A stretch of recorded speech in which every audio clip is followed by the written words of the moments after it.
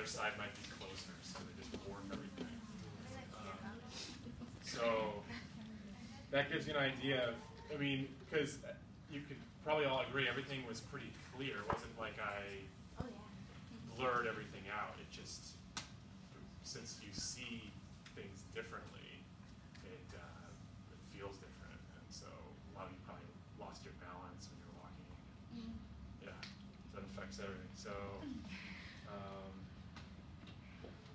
see. So there's 35 different areas of the brain primarily involved with processing vision information. Every lobe of the cortex is involved in processing visual information to some degree. So a lot of times the way we learn it is the visual cortex or the occipital lobe is your vision center, and really it's primarily devoted towards that. But all the other lobes play a role in that too. 11 branches of the optic nerve currently known, so that might be changed, that carry the message from the eye to the brain. And so you've probably all learned or heard that the eyesight or the eyeball is kind of like the analogy of like a camera lens. So you get a snapshot of the world and it gets tacked onto the retina, and then it gets sent to the brain to get processed. But it's really not like that.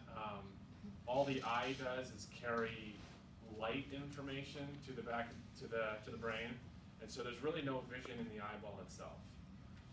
It's purely just a receptor organ. So we'll talk about development of vision.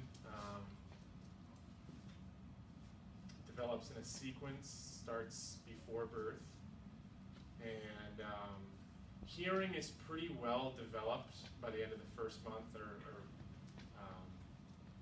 but vision is not, so it takes years to really develop your visual skill or your visual perceptual skill to that of an adult.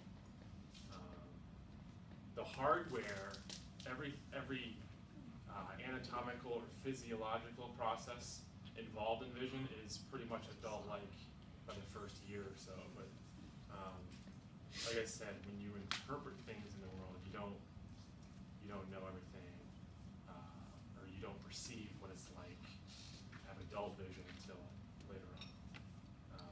So it definitely doesn't occur at the first year.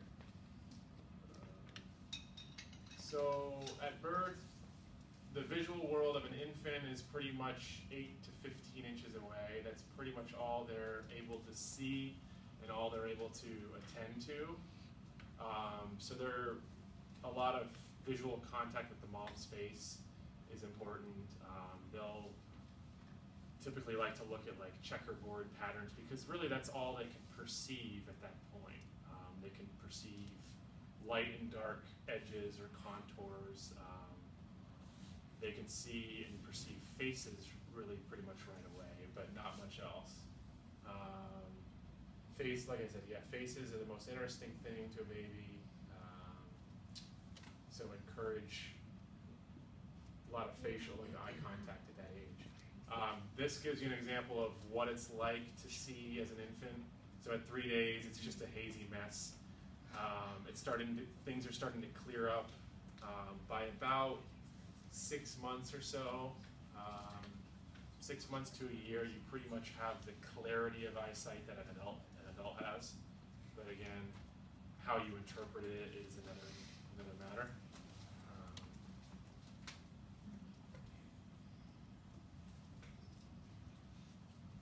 Okay, so we'll talk about some milestones here. At 3 months, you can observe their own hand, so they'll look directly at it. Binocular fixation is how well you use your 2 eyes together as a team. Before that 3-month marker, a lot of the infants will have one eye that turns this way, one eye that turns the other way. They just can't get them together quite yet. So it starts to come together and integrate by about 3 to 6 months. Tracking horizontally, so tracking would be just eye movements, so left to right. right or up and down or forward and back. Horizontally through the 180 degrees, eyes and head together. So they're not using their eyes independently of their head when they need to follow a target yet. They're able to shift glance between two targets and can distinguish between pastel colors. I don't know what's going on with my slides here. It's weird. So the reach and grasp function develops at about this age with larger objects. So they might be able to grasp a block or something, or a larger toy. The eyes begin to move independently from the head. Again, they're sort of fixated on this visual world right in front of them still. Until they're able to crawl around and even walk, they're not really paying much attention visually to things out there beyond arm's reach. So, let's see, 8 to 24 weeks. So the eyes begin to move with just a little bit more control, a little more widely. They're able to follow moving targets or people at this age. Let's see some more.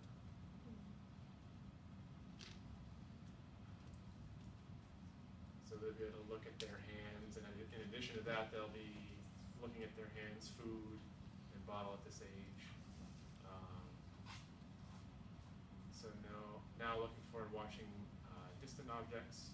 So their perceptual experiences begin to get, larger and larger and more outward.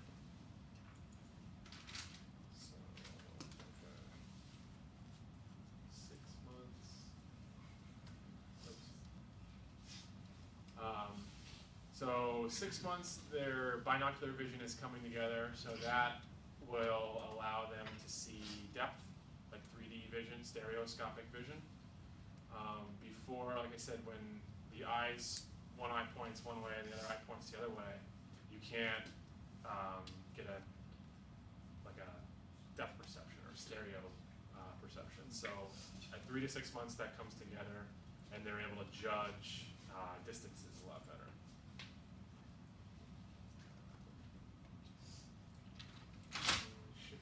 Shifts gaze easily from one distance to another, and then from one object to another. The acuity, does everybody know what visual acuity is? Like 20/20 on the eye chart, or 2100, or 20/50. They're about 20/40 at this age, and we test it out with little gratings, and the gratings would have like a stripe on it, so black and white stripes going along this little paddle. And what we find is that infants would look at the stripe pattern more than a blank pattern. So if they look at the stripe and they're holding their attention to it, we know that they can see that. So to test how clearly they can see their visual acuity, we just take stripe grading charts of different sizes. So close range vision is still better than at the distance. Now they're starting to look further and further away. 10 to 12 months accomplishes vision-related tests, such as stacking blocks, putting pegs into round holes, crawling, standing, walking. So again, the hardware at about 12 months or so, everything the child needs to see in adult-like fashion is there, but they still haven't integrated it yet.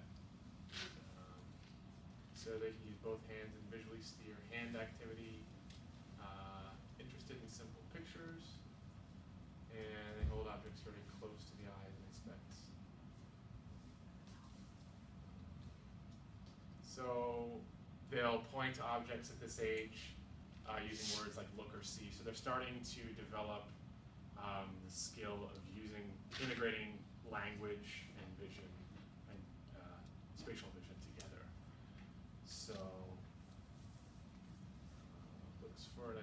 pictures and books, and then some more as they get older.